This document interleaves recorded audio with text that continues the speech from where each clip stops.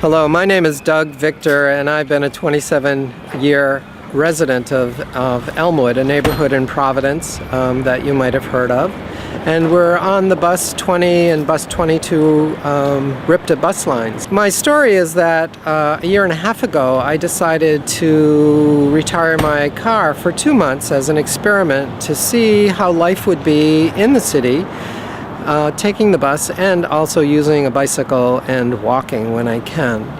And one of the things that came to me shortly after starting this experiment is how liberating it was actually at some level not to have a car, that it was an interesting experience to learn how to ride the bus system prior to being required to as one might get older. I'm 63 years old, and I think that there's a pretty strong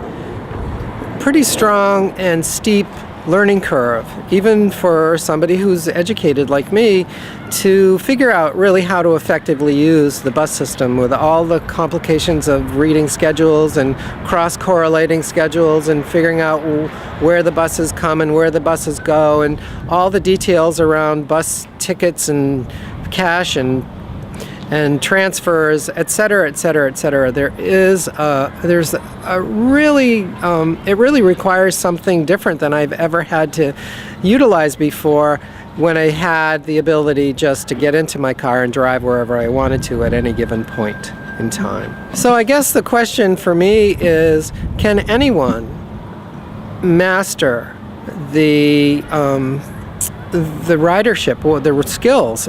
And I just know from my perspective that it was a learning curve for me.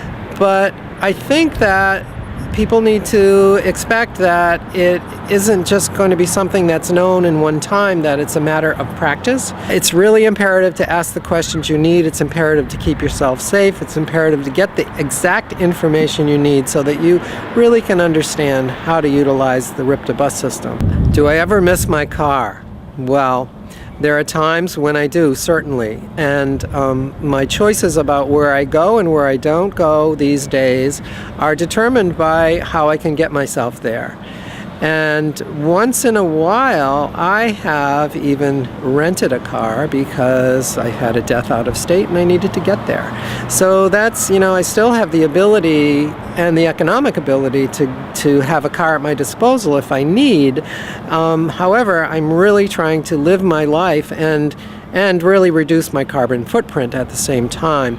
So that means that I'm committed to this mode of life with public transportation, bicycle and feet.